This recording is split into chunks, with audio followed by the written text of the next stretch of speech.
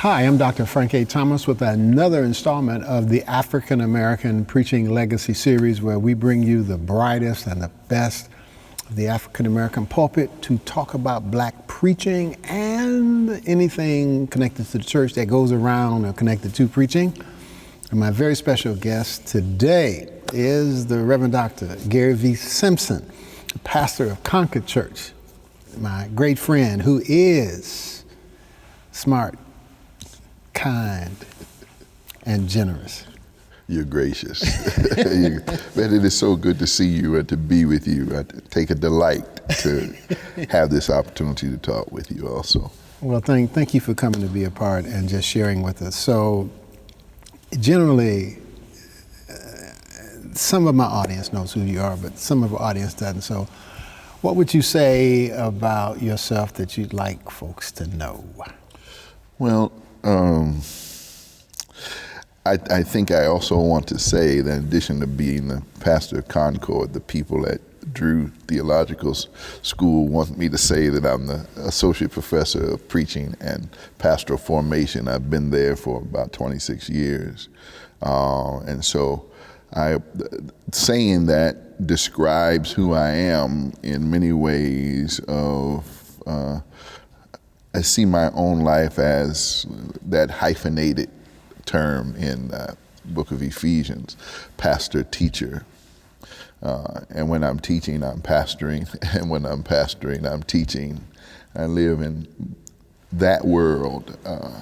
I resist the idea that I'm bivocational. Mm-hmm. I have one call, but I do that in two locations. So I'm a bivocational minister, and I try to do the same thing in both places. But that describes my whatever courses of duty and responsibility. But if you want to talk about me, you have to talk about Columbus, Ohio. Mm-hmm. And you have to start with my mother and father. My father was my first pastor.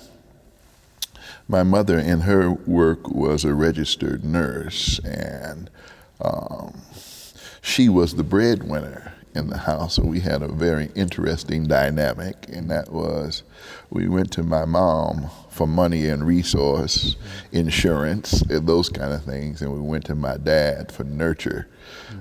He was home. My mother worked 3 to 11. She said she saved money that way. Mm-hmm. And my dad then went to all the PTA meetings. He became the big booster for the local football team. Even when he didn't have a child playing, he was rooting for the young men who were playing, who were members of his church who were playing, and he would lead the pep squad. Mm-hmm. He was very engaged in the community.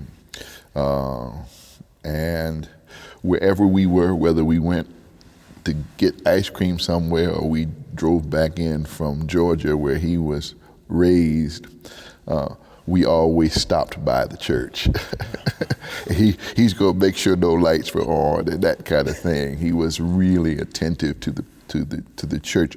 Those black men in the 60s built that church with their own hands. They were masons and carpenters, and the first structure they built. There was a sense of pride in that neighborhood. And that was a special place in the height of his work. There might have been 350 people who were there in 2 services. But they all loved him. He was, if I walked in today, I would not be Dr. Gary Simpson, as we have introduced me today. I would be Reverend Simpson's son. He's still the pastor. There have been 3 pastors since he left. He's still the pastor. And so, yeah, I grew up there.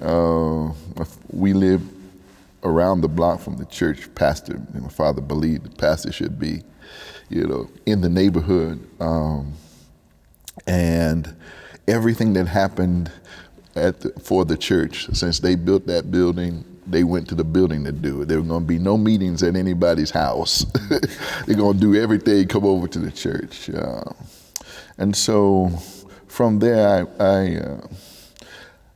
I got involved in a Friends program. It's comparable to the Big Brothers program. My brother was a Big Brother, and I hung out with him and his little brother. And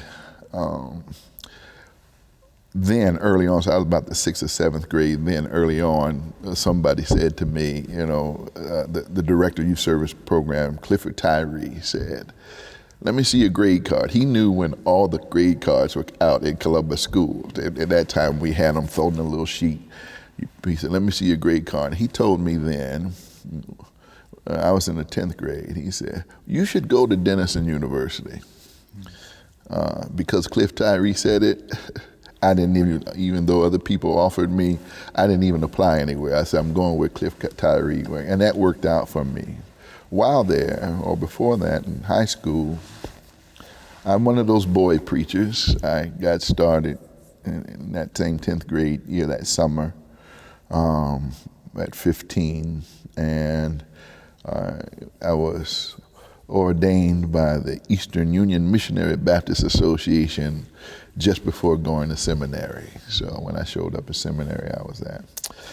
So that's the beginning part of it. There are a lot of other chapters in that, but I think that starts with that relationship with my mom and dad, my brother and sister. We were a close-knit family. My brother is deceased. He was a physician. I will say he started out as a preacher, and he started preaching, but he was convinced that his ministry in his church was a hospital. As a young boy with sibling rivalry and unmatured feelings about that, I thought that if you're going to be a preacher, you need to go all the way, and I thought going to be a physician was a kind of, you wasn't giving God everything. So when I got called, I said, man, I'm going to give God everything. I wanted to be a lawyer, and I got that call that summer, and I decided then I was going to go and be a preacher. Interesting how that worked, to be honest. I wanted to be a preacher at first. I very rarely use that as my self-definition now. I think that preaching is something that comes out of an identity of being a pastor. It is one of the necessary things. I'm not saying that only pastors preach, but my own calling, I think, rises up out of my sense of what does it mean to be in relationship with community and to be there for the various souls and needs that would be in any congregation, and the kind of organic, dirty work that is, of having your hands in the soil with people who may not get along outside, but somehow to figure out how can we all work toward the same purpose and thing. I think that's my kind of idea of what it is, and I preach in order to kind of help individuals and communities carve out the freedom space so that they can live fully. So that's that story. So take me to seminary.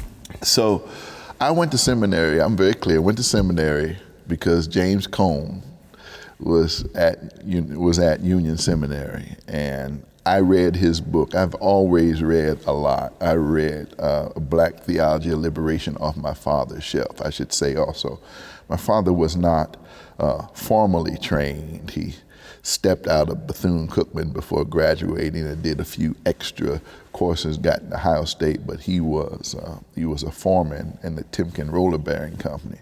But he had a voracious appetite for reading, and if any ministers had books, he would go to grab them and read them. So he had that on his shelf. I read that and I said, I want to go study with James Cone. Well, when I got to Union in 1984, it was not just James Cone. It was Cornel West was there, and Jim Washington was teaching church history, and James Forbes was teaching preaching. So that was better than a trifecta. I felt like I had all four corners of the earth covered in my theological expression. And man, what a time that was. And so that's how I got there. And then I would not be able to tell my seminary story or my life story if I didn't say, and then I met a girl. And actually, Emma and I met in Tom Troger's house in Colgate, at Colgate, Rochester, for a weekend on the ministry. We were still in college. I was a year ahead of her, and she told me she was coming to Union. I didn't believe her. And when I walked in and she was in the social hall, I saw the light. And we started dating, and of course we have been married since then and have had a wonderful life, not just as marriage partners and friends, but also as theologically thinking partners and ministry partners in the church and beyond. So I had to say that part. I got a blessing better than the MDiv degree out of that, you know. And while at seminary, I went into the field ed office looking for a place to work, and Jim Washington saw me in there. He said, "Man, come out of there. You're not gonna find anything in there." Next thing I know, he had called Dr. Taylor and Gardner Calvin Taylor for the audience. Yes, Dr. Gardner. I'm sorry, Dr. Gardner Calvin Taylor. You know, I'm kind of stuck. I only think there's one Dr. Taylor. Well, see, you can say Dr. Taylor from now on. The audience, one time the audience has to citing. I understand footnotes and things exactly. I went to meet him during a revival, and I had decided, because I was a young preacher who had just preached 7 days before, every day for 7 days before coming to seminary. I was tired of church. I was going to take a little rest and respite, right? And I went to meet him. He asked me to come and see him again the first Sunday in October. Long story short, I started working at Concord that very first semester as a student minister, and worked all 3 years of that, and then stayed with him for 2 more years, and then went out to Calvary Baptist Church in Morristown, New Jersey to pastor. I loved that church. I still love that church. You know, you never forget your first church. I mean, that's the church that says, we don't know anything about you, but we see you might be something. We'll give you a chance. You know, you haven't had any field work out anywhere else, haven't proven myself anywhere. Those people took a chance on me. And thanks be to God, that might have been the only church I could have gone to for that short amount of time. My last work was to preside at the installation or the vote for the new pastor, Jerry Carter, who is still there now. And I don't think I could have gone to another church in America and gotten away with the graciousness of leaving in such a short notice. And so I'm indebted to them. I still have life friends there, including Dr. Carter, just people who remind me of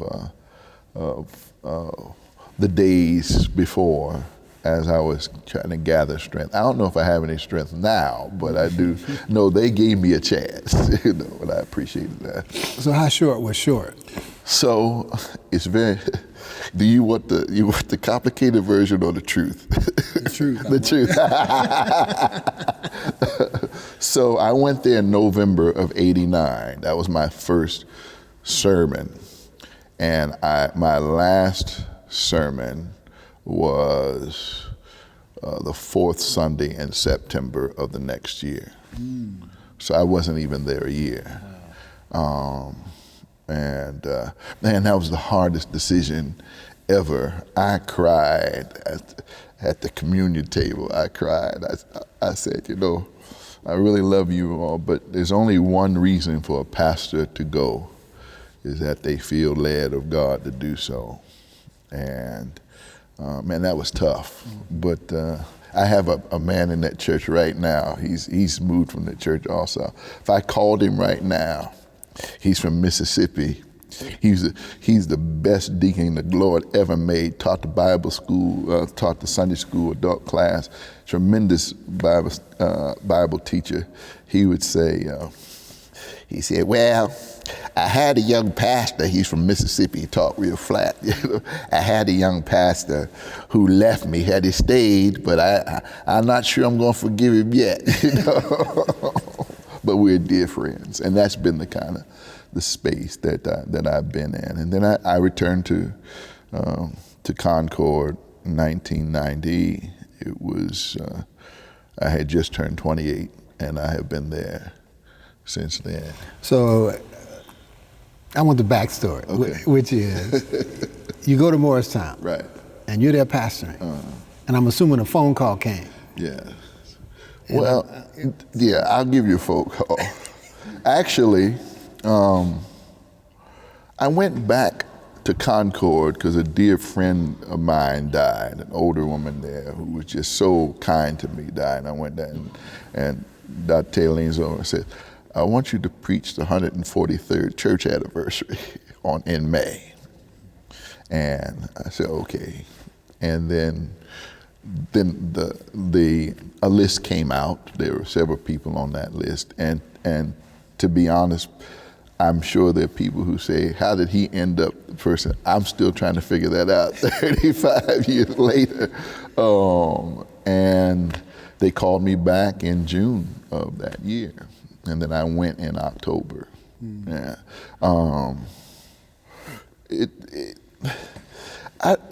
It's a strange thing, Frank, because, it's over time now I have come to the place where I'm freer to talk. I have always felt that people would want to make that vulgar in some way. My daddy taught me, the one thing my daddy taught me is that you didn't have to be in a super tanker to have a first class operation. In my father's church. At any given time while he was there, there'd be 4 or 5 people in that church who were serving in national, denominational, and interdenominational organizations. The way they would go to the Congress of Christian Education, and he'd push them out into all different groups, and they'd all come back and get a book. If they hadn't read it at Southfield Church, my dad would teach the church that book. And so my dad taught me how to be a pastor, and to put the love of the people in the community first. And so I came to Concord with that. I got some other wonderful things while there, no doubt, no question. But I never thought that you were a good pastor if you're in a bigger space. I could have been very happy. And I should say, when I did accept my call, my hope was that I would go and get a PhD degree and teach in a college, small college like the one I went to during the week, and pastor in a church on the weekend. And that kind of time commitment has been reversed. It worked out very different. I am very much the pastor of Concord Church in my time commitments, and as you know, there's no such thing as part-time teaching or preaching, and so I am I'm carrying that load too, but it's a flip of what I thought.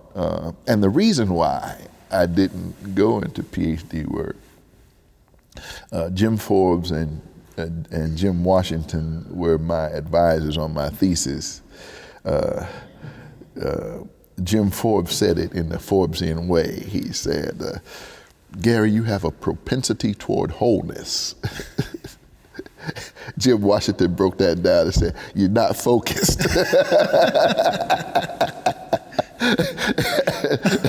And so it was, and I think the reason why I could not focus on the one thing is of the complexity of the lives of people that I deal with on a daily basis. And when folks come to church for whatever, or assemble in the church or call themselves a church for whatever it is, there are people at every emotional, financial, spiritual station that you can think. And you got to think about how do we talk to all of these people? What kind of gospel do we preach where everybody can find their place in it and say, yes, I want to live in that kind of gospel? Yeah. So then you started to pastor Concord. Mm-hmm. And so how did that lead to Drew? Well, at that time, the black students at Drew were complaining that the homiletics classes were not taking into consideration the black experience in preaching, that somehow what was happening at the Methodist school was not really answering or encouraging or helping or assisting people to do well in historically black churches. So the professor at the time asked me to come and lecture once, and I lectured once, and then the next year asked me to lecture 2 times. And then he went on sabbatical. The school asked me to teach a course on social justice preaching, which I did. And then he retired, and then the next professor came in. And that professor did not stay long. And I said to the dean, I said, I think I could do this.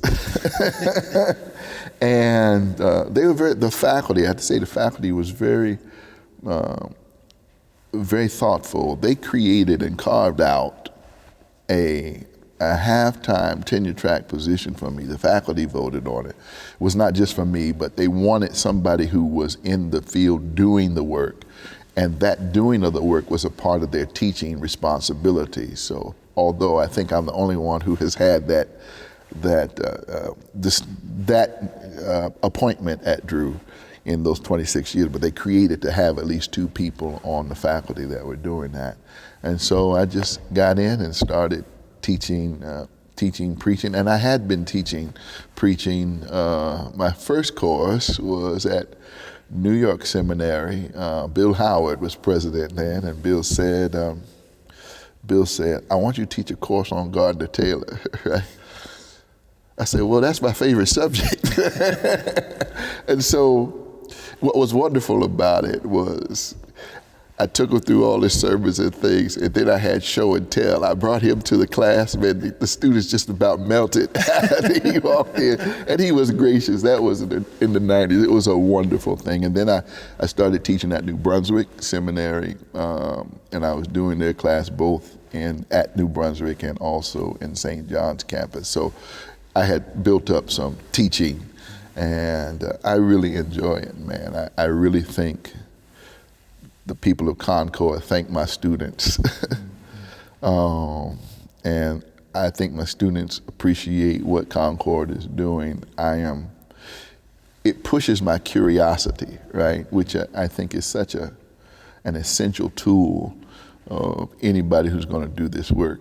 And if you don't have imagination, if you're not curious about it, if you don't say, well, why not this, or why this, or catch a phrase, as some of the fathers and mothers would do, catch a phrase. I was every time I think about a predecessor, the longest tenured pastor of Concord, William T. Dixon. I'm doing some writing on him now, and there's a phrase he says that Paul was out to persecute the church, but one day the Lord unhorsed him.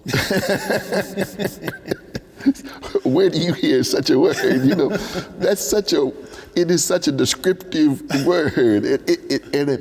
He didn't read that from somebody else. That's a word that he created. That he creates, and it comes out. There was no record. You try to find that in great preaching somewhere. You're not gonna.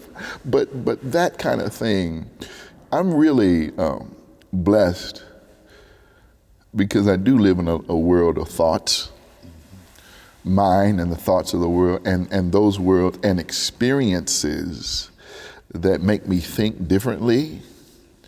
Some of the things I thought, a few years ago, 10 years or 20 years ago, I'm not thinking those things anymore. The world isn't in the same space. There are different kinds of pulls, as we know now, different kind of pulls toward us to be reminded of the things that our forebearers, the people who we follow, the women and the men who have been preaching, that they had an imagination, a curiosity about the world, and a relentless kind of sense that the God that we preach about is a God who wants us to be free. And I want to be in that tradition.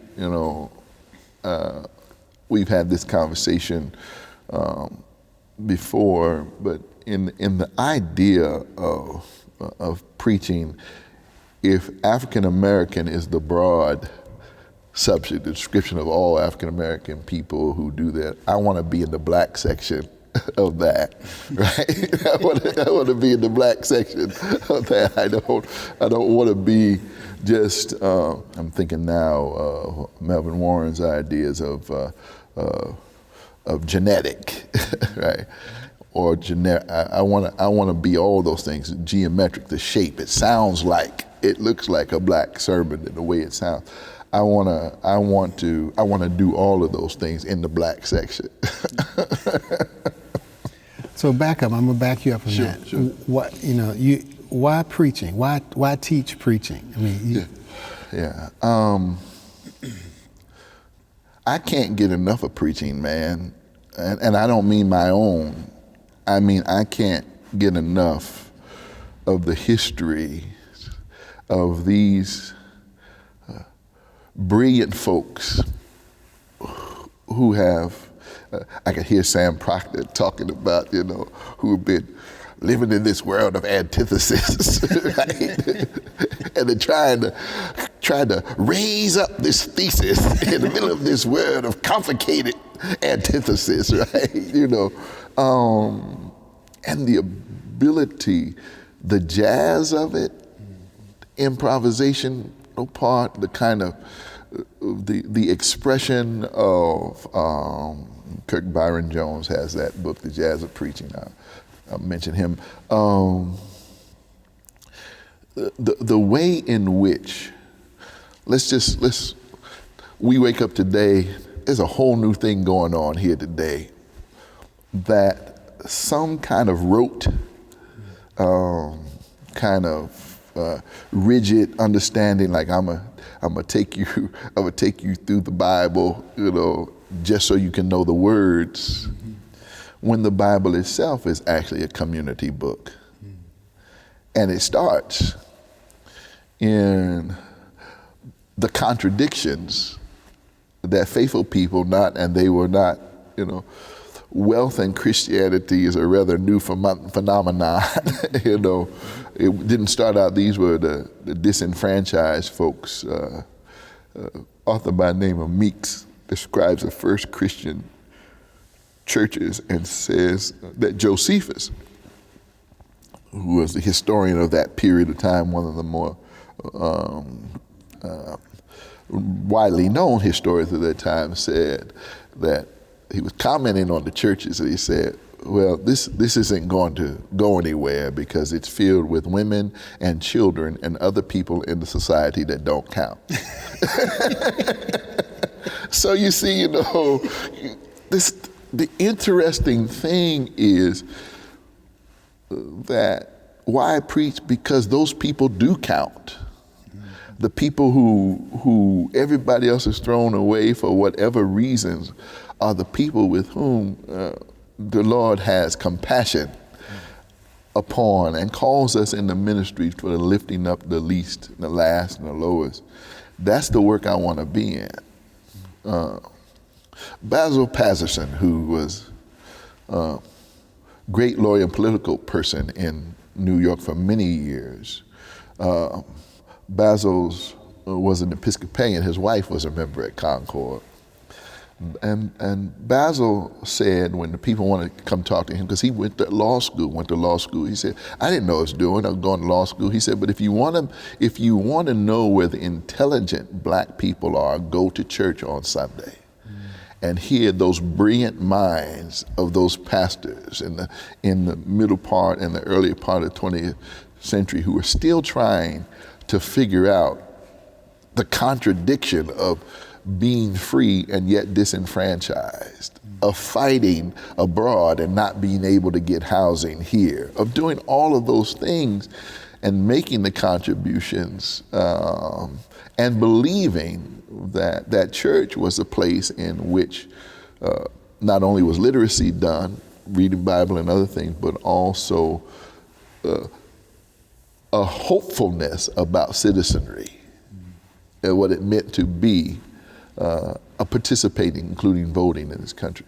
So, those are the folks those are the giants, those are the people that I read, and I'm trying to figure out, I always try to put things in the context of what was going on when this was said. James B. Adams, who was Dr. Taylor's predecessor, his son gave me some of his sermons, and I transcribed them during the pandemic. I come across a sermon where it's actually a letter. He was the president of the Social Action Committee or something of the National Baptist Convention. And in 1946, he was urging the Congress to sign the Civil Rights Bill, Senate Bill 100, which was the Civil Rights Bill. 46. 18 years before these things actually get ground. And I think that's a part of the reality, is that whatever accomplishments we have right now, there have been some folks tilling that ground all along. And in our preaching, whatever we're doing in preaching right now, we didn't just show up and start preaching like nobody else has. Dr. Taylor would say, Dr. Gardner Calvin Taylor would say, we are the only profession that does not study the masters. We don't even know who the people are, and we're very quick to call a sermon a great sermon. Well, that was a great sermon. Well, if they're all great, then if they're all great, then what is that bar? What are we talking about? We talk about great preachers and great preaching. It's a hard thing to figure out. So that's why I'm in, because I'm still trying to discover that, and not for my own selfish reasons, but I'm curious, man. I want to know who those people are who have laid down the track. And as soon as we figure out how to drive this train, we're going to be going somewhere. But we got to be connected to what has been. Yeah. So what method do you teach? I teach this. I'll tell you what I teach, and then I'll tell you what I do, because I would never teach what I do. Okay. I would never teach what I do. For beginning preachers, I really like Paul Scott Wilson's 4 pages. Mm-hmm. I think it tells you what the fields are for work. Trouble in the text, trouble in the world, grace in the text, grace in the world. Those are the 4 fields we're always working on. We might call them something else, but you're dealing with all those things. And for new preachers to get a sense of separating those things on their own ground and then putting them together is really helpful. I did a piece. I have a couple other because I know people like graphics. I had a piece early on where I was talking about preaching by punctuation,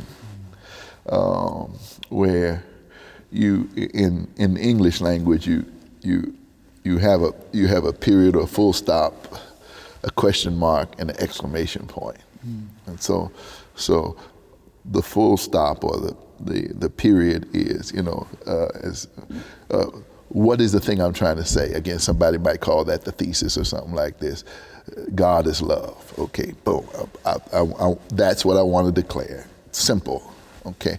Every time you make a declarative statement, though, people ask questions. There are opportunities for us to raise questions about that. You can change your whole perspective on that declarative sentence by turning that into a question mark and saying, God is love.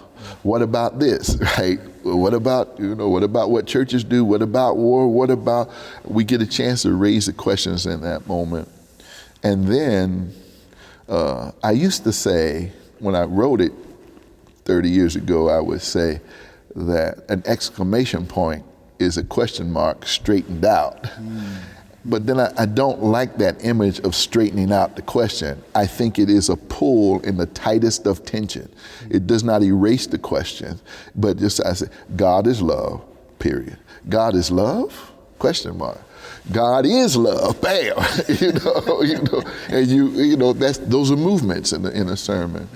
I've been really profoundly changed by not only my relationship, but she marked me in her relationship, but in reading through some of her work. Prathia Hall has helped me to get a newer kind of understanding, which I'm working on now, which is the creation of preaching. The purpose of preaching is to set people free. Very simple. And that a sermon ought to allow for people at least to taste freedom momentarily as they work toward the Liberation Project. Her father had told her that God wants God's people to be free, and God is working with those who work for their freedom.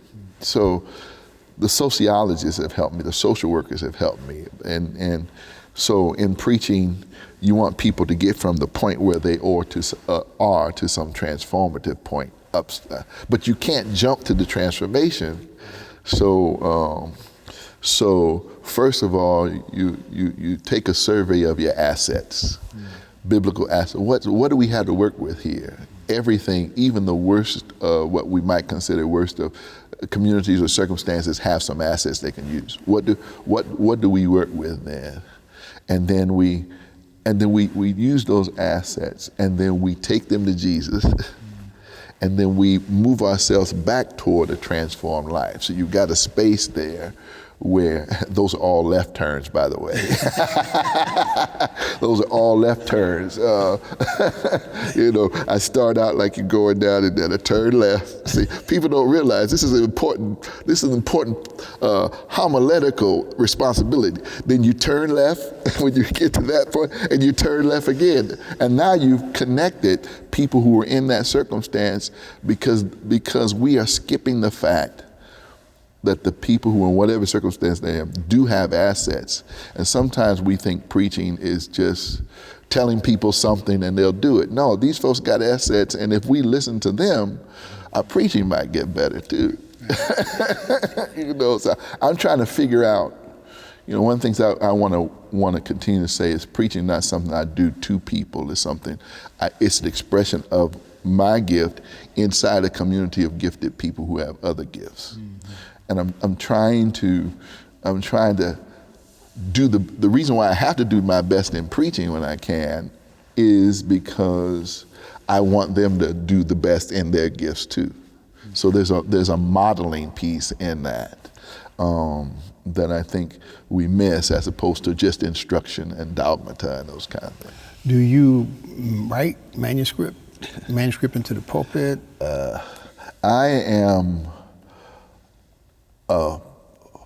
I have to say, I've had to be honest, this part I've kind of seen Doctare footprints, he calls them. There are places where I do want to be very precise with my language, but there are also some times that I am in that moment, intensively in that moment, and what's on the paper may not be what actually is said as I move through, but I do want to set up things. I want to make sure that, in some of the facticity of the sermon, I want to be accurate. But I like to tell stories, and because that's how people enter into the gospel. It's not, who was it? Harry Emerson Fosdick said, only a preacher cares about whatever happened to the Jebusites, right? We spend all that time talking about that, and the people say, I need something for me, what's that got to do with us, I think that's the kind of preaching. I wanna take a common experience and then bring an uncommon biblical curiosity to it, right? I want to take something that we can resonate with that, but then I want to say, okay, so in the Word of God it says this. Now how do we get to that? I got stuck on Handel's Messiah. The bass solo recitation is, why do the nations rage so curiously together, and why do the people imagine a vain thing? Now, that's a very beautiful piece of music. Oh man, but it is a very prophetic, palpable, one of my students say, delicious homiletical. Why do the nations rage so furiously together, and why do the people imagine a vain thing? And to be able to open that up, I think, is what people need, because sometimes people will just recite the verse and think that that's the God thing. We're called, and I'll add this piece to it. This was the purpose of the rabbis, right? The rabbis had the written word, the written law, but they all also provided their midrash, and that the written word, the written law, cannot exist without the oral law, and the oral law cannot exist without the written law. And I think that kind of tradition, religious tradition, should I dare say it, that's the tradition that Jesus knew. Right. And if we're going to be like him, I think those are the kind of things we should follow. So how would you characterize your preaching?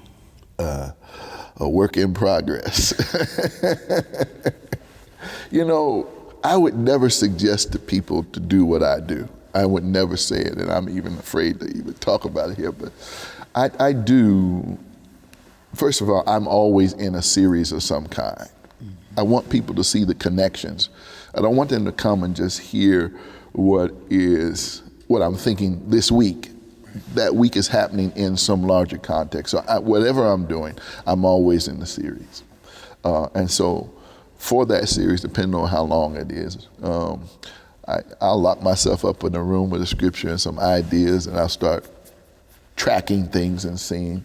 And I may come out with anywhere from 6 weeks to 6 months, maybe even a year of preaching, where I have myself charted out. Right. And I'm remembering something that Dietrich Bonhoeffer says in Worldly Preaching.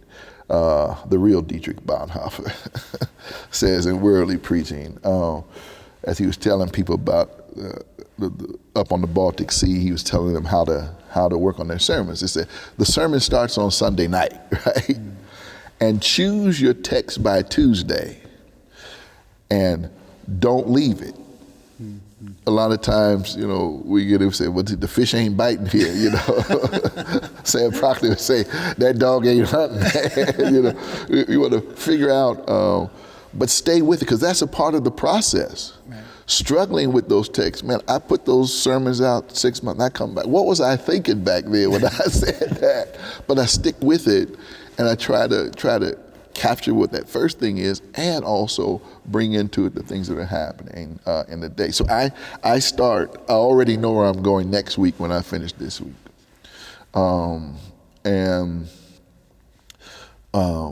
I start in that, and I just work with that. I read that text every day. I don't do a lot of trying to force the text. I want the text to talk to me first.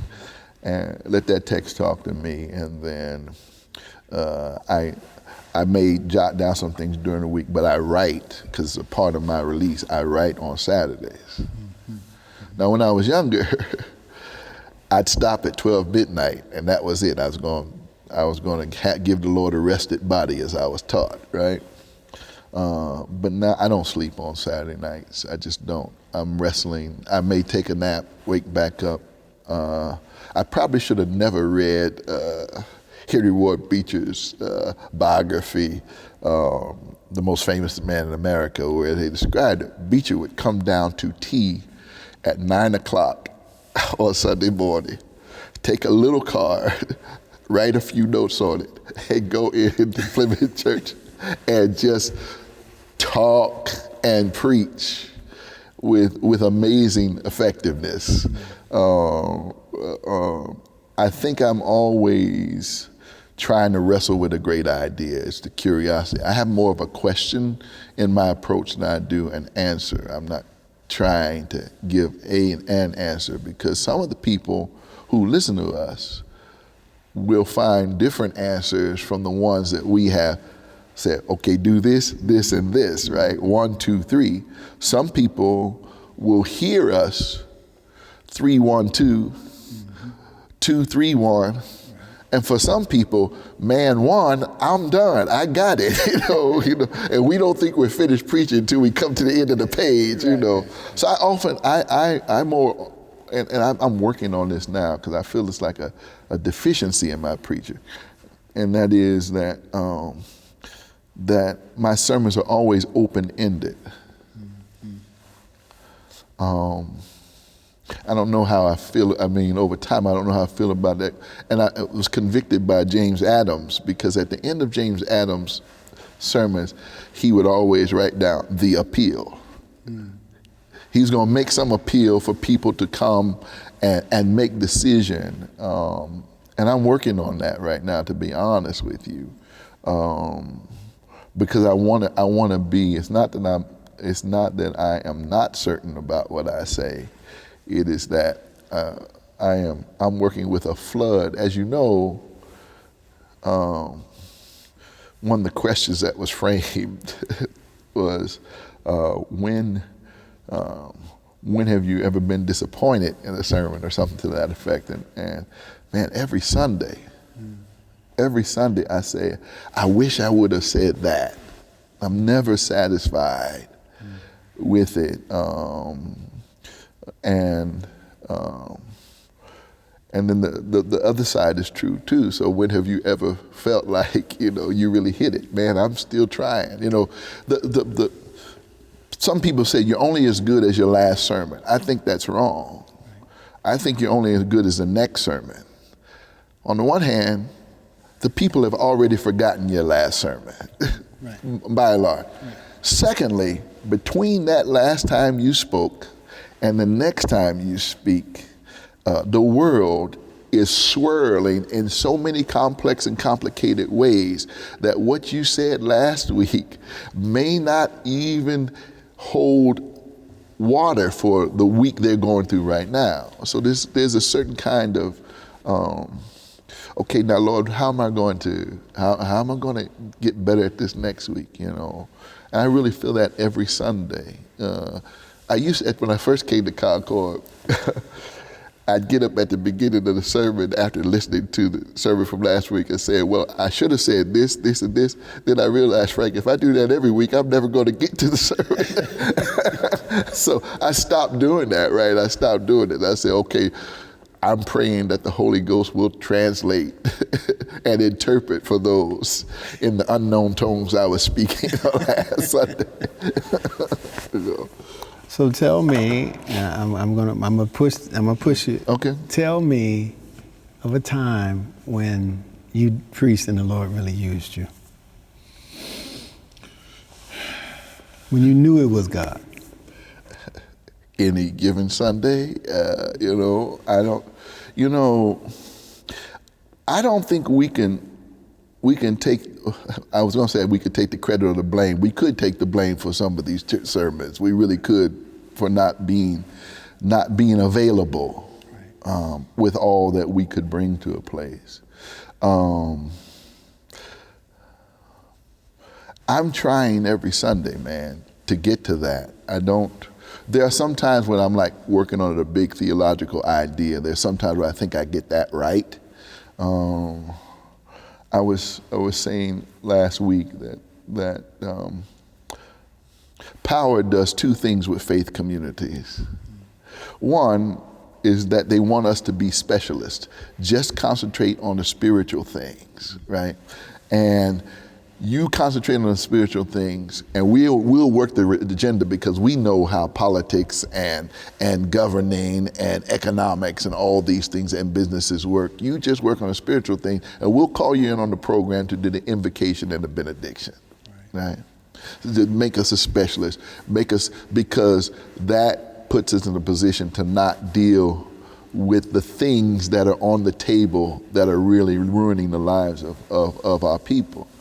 The other thing is to, Kenneth Nguar has a book, a commentary on the book of Exodus, where he says the ways in which empire relates to marginalized people. One, they ignore them, they subjugate them, they don't count. Two, they exterminate them, right? Or three, they exceptionalize them.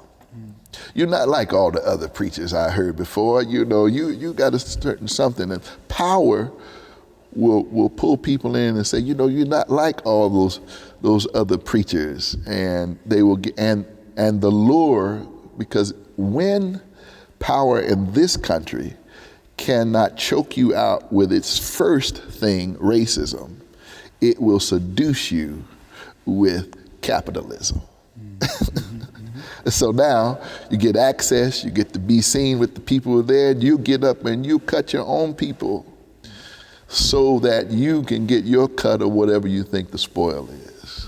And those two things are the ways in which we see faith communities work out in relationship to powers that be. But we also have to say, the third thing is, for the third option for us is to say I reject both of those things. And that's what I think black preaching at its best has done historically, to reject either of those places and to climb and say that our people are valuable in the sight of God. We are children of God. Nelson Smith used to sing a song, I ain't nothing, I ain't nothing, I ain't nothing but a child of God. But a child of God is enough. Right? You know, it is enough. It is so that's what I'm living that every day. I'm trying to, you know, I'm trying to think about it. I'm trying to write about it. I'm trying to preach about it. I'm trying to write music about it. I'm trying to do all those things because I am not so sure. I get in an argument with my friends who want to make Baptists part of Reformation community.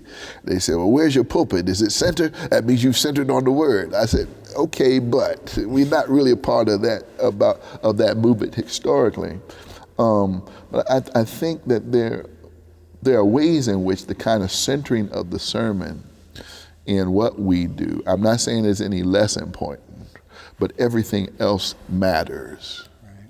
In this moment when we've been separated from each other and everything, we need to sing together, we need to pray together, we need to give together on the things that matter for us, and that the sermon ought to inspire us, encourage us, and celebrate those places at which we are doing those things as a community.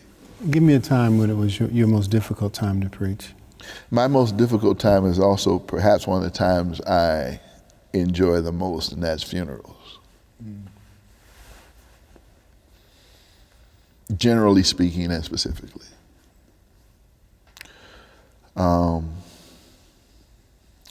I think of if I looked at my life at Concord, I would say there were funerals, sermons that kind of set, you know. Oh God, yeah. Yeah, because the funeral sermon to me is the most important one, because I am a resurrection person.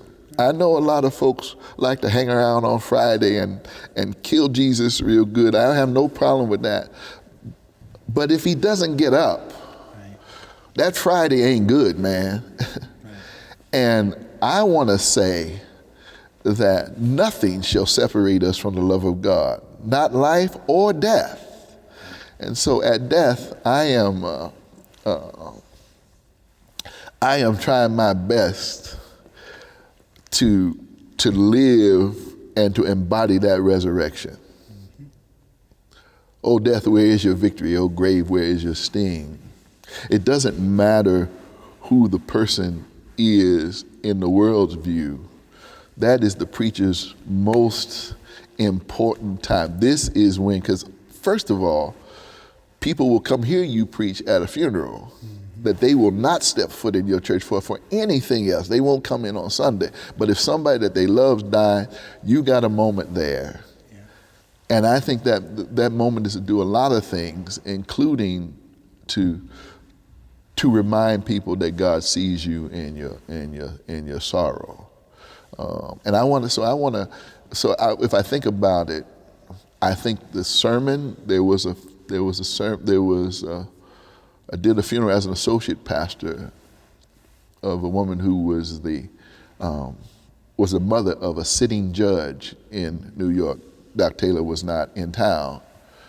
I did that funeral, and judges and all these political folks from all, I mean, it was filled with all of the people of power, and it was a grace-filled moment. That's all I can say. I can't take any credit for that. When Doctare's first wife died, Laura, did her funeral, people started saying, this is the guy. And of course, his funeral, those were hard. I am worried because I made a rule that I will not preach the funerals of any of my relatives. I want to be sitting in the front pew crying with the rest of my family. Well, I've broken that the last. It's all been men. My sister's husband, my brother who died in 2009, my mother's husband who just passed. I ended up being the one to do it. The funeral that I am not fearful of, but I'm dreading, is that I may have to do my mother's funeral. Mm-hmm. I don't know, even think about it. I didn't get a chance to do my dad's funeral. He was gone. And I don't know at this point, experiencing both things. My father died. He was supposed to come and preach my installation in Calvary in March of 1990. And he died at the end of January, a massive heart attack. I was 25 years old. Dad's gone. He never saw me in any church as pastor with these eyes. And now my mother is ill, and she is in the other side of that. I don't know which one of those is worse, which is more painful, to be honest with you. But dealing with death, those are the places that I think I do what I want to, I do what I intend to do, which is to give people a way. I think a death is, a funeral is an opportunity to say, in what particular way does this life give us a chance to give God glory? Right? And so I think that's why people might tell you that one of my older members said, Reverend, you could eulogize a cat. But I think that's where, not that I don't love the Sunday morning thing, I do, and occasion preaching I enjoy, but I think death is where the chips are on the table. Yeah. And we got to give people some sense that yes, we sorrow, but not without hope. First, I appreciate your contextualizing that all funerals are important, and you laid that out. I want to go back to the funeral of Dr. Taylor's first wife. Okay. And I don't know the question that I really want to ask, but there was something, and maybe we do this in the next segment. Which one? That he asked you to do it. Yeah. So, which says something to me about his respect, but also the fact that he was willing to be pastored. Oh yeah. I don't know if that's better to go, but go ahead. Whatever, I can do it both times. I think it might be better than that, because that's one of the things I'm going to say is that one of the gifts he gave to me was that I was his pastor. People say, "Oh, Dr. Taylor's your pastor." No, I'm Dr. Taylor's pastor. And it was really that way. Every major decision he would make, he would say, "Well, I need to talk to you because you're my pastor." And there were times when I said, "Okay, Doc, look, any Christmas, any Easter, anytime you show up, you want to come preach, you're welcome to do it." And I'd call him up first few years. I said, "Doc, you want to preach Easter message?" He said, "No, that's a sermon for the pastor to preach." And that was his way the whole time. And people would say, his associate died, Richard Gay died. That was another funeral I would put up there. There had to be 500 preachers at Richard Gay's funeral. Everybody loved Richard Gay. Dr. Taylor came in. I said, "Doc, you sure you don't want to preach?" He said, "Yes, sir." So he got up and said, at Richard, this would have been like 1995 or 6, so this is very early. Dr. Taylor says, "I'll have remarks." He got up and have remarks. "I want to thank my pastor, Reverend Simpson, for giving me an opportunity. He asked me to do the eulogy, but that is his responsibility to do as he will do mine." That was said in 1996. Dr. Taylor died in 2015, and in as early as 1992, it was always clear to him who was going to do his eulogy. Wow. So let me tell our audience, there's going to be a second part of this video. It's called Remembering Dr. Gardner Calvin Taylor by Reverend Dr. Gary V. Simpson. We'll be having more conversations, so we're going to hold some of this until our next session. But I do just, the point being raised that it's important for pastors to be pastored. And that as we come to the concluding years of our ministry, with all we've accomplished and who we are, can we submit to a younger pastor? And you were very gracious. Also, the lesson in that is how gracious you were to the former pastor. So some of these places, out of sight, out of mind. We don't need you, we don't want you. It's, I'm gonna make a connection for preaching. I have not said this publicly. My friends know this. My closest friends know this. And I've come a long way. I'm glad, I'm honored to have this conversation right now. I'm ready to have this conversation right now. I would not have been ready 10, 20, 30 years ago to have this conversation. I'd be embarrassed. It'd be like some of those sermons I preached when I was 15. I still have them. I go back and look at them every once in a while and look up and say, "God, I'm sorry." But hubris is a dangerous thing. This idea of being the exceptional one, man. I used to tell people, I started preaching when I was 15, and I was a boy preaching. A lot of those guys quit. I'm still going on. I'm sounding like Elijah, right? I'm saying all these things, and so earlier on, I was wondering, Lord, why am I not on the platform? Why am I not doing these things. I could, your mind tells you, I could do that, I could do that. You sit around and you listen to people with skepticism, and you don't really even get the chance to receive the word they give because you're too mad that it's not you. Right. And I started talking to the Lord about that, and the Lord said, okay, that's not for you. I don't want you to do that. I got something for you to do. I want you to be a pastor to the people who are at center stage.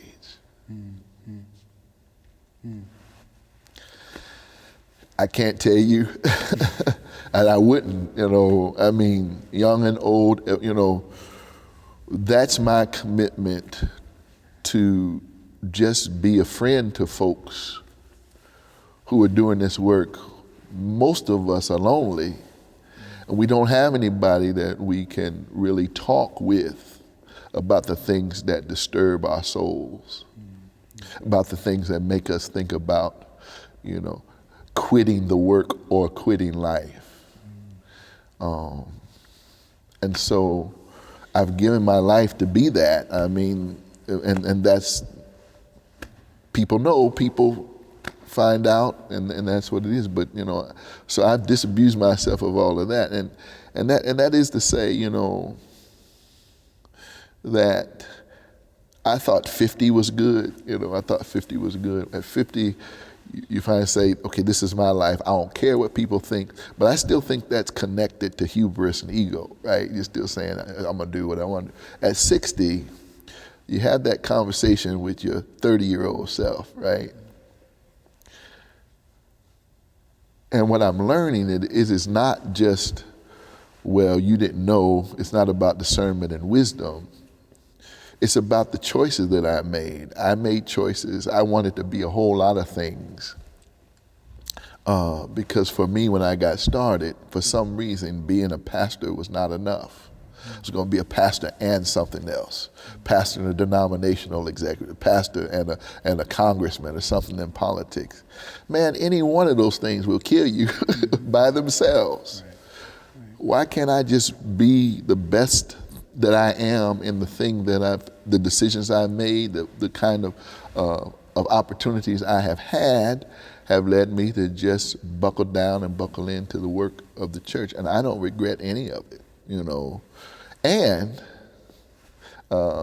there's a scientist. Her name is Ehrenreich. She in search of a wild God, or living with a wild God. She's a scientist and an atheist, and she writes about believing everything is evidential and da-da-da, but she found her journals from when she was 15 years old, and she's carried them with her all her life and never read them. She started to read it, and that 15-year-old taught her at her age to be whimsical, because there were things that happened at 15 that she could only describe as mysterious. There's no way for her to evidence that. Mysterious things that happen. I'm thinking about Rudolph Otto now, the Mysterio Tremendum, this kind of awesome mystery of being in the presence of God. There's some things we cannot explain. Why not just receive them in delight? Right? So that now the ministry is not drudgery for me, even in the busy part of it. My younger self has said, man, take delight in it, And so that dialogue between those two selves at this point, just puts me in a big, it's not enough. There are thousands of people right now who have that same story about being this, and this. And we are not exceptional. We are a community of people who have said yes to God. And if we get that and figure out how we do that community together, that yes to God in community, we'll be far better off, right? We'll be far better off, So. Well, I'm going to thank you so much for just the interview and for the thought. And Thank you for being willing to come and do this, and it's an amazing time, and so I'm excited to share this with our audience, and it's a global audience. People watch these interviews all over the world, the nation, and just thank you so much. It's just profound insight, and thank you for. And I think I want to give the final word to Emma, who, and what I mean by that, just that partnership that you were talking about, that not only in the home and raising kids, but in the thinking. So you give me a little bit about her, and because she's in this mix. Oh man, every bit so. So my father died when I was at Calvary in Morristown, and I told them I was going to go back once a month just to kind of stabilize the church. And they asked me, well, who's going to preach? I said, because Dr. Taylor had ordained Emma the Sunday before we left for Morristown. Mm-hmm. So I always tell people, I do not love her as a minister in the ministry because I married her. I didn't ordain her. Dr. Taylor ordained her, right?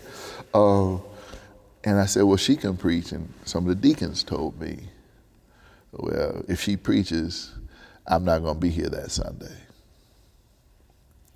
And I said to myself, now, Lord, you know, Emma and I, when we were dating we were walking down the street. I can see it like it was yesterday. We were walking down Broadway, almost 110th Street. And when it was clear to us that we were going to be in ministry together, we said, well, it's not my ministry or it's your ministry. It's the Lord's ministry, and we'll both figure out our place in it. And because we had seen, the kind of fractionalizing of churches and families in that way, unfortunately.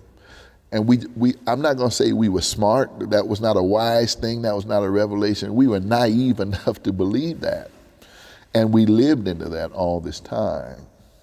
And as she has done a lot of her work in spaces I never would be able to get to as a pastor.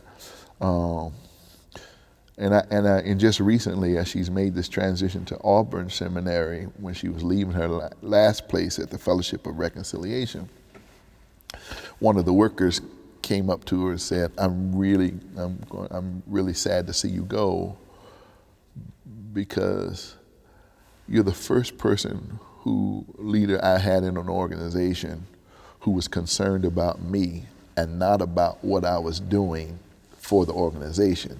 And your care for me was just so, extraordinarily a great gift to me. And in that moment, I had to repent to her. I said, Emma, I'm sorry. I always thought that in the work that we've had, that I was the pastor and you were something else. But when I look back over your life, you have pastored in every one of those places in a way that has been concerned about the people, not just for what they can do for the organization, but who they are as persons. And I want to thank you for your pastoral gift. And I will tell you, brother, it's a horrible thing to be a pastor of the church, and there are 2 or 3 people in your church who can out-preach you. So Dr. Taylor, when he's, I said, okay, we know. But, Emma's an extraordinary prophetic and impassioned lover of the future of the world. And that inspires me to think about that as a pastor. And then we have a daughter who's coming behind us who has gifts that will walk into places that we never will go. But yeah, I told those deacons in Calvary, I told them, you are never going to see me at my fullest if my wife cannot be a part of what I'm doing. And so the people at Concord, having been burned by that experience in Calvary, I was slow to put him up because I'm like Judge Ito, man. You have really made me mad. You brought my wife into this, and now we gonna have some problems, right? And I waited, and finally the people said, "When is Reverend Emma going to step up? When you're going to give her the opportunity?" And her voice is an important voice for all of us across these years.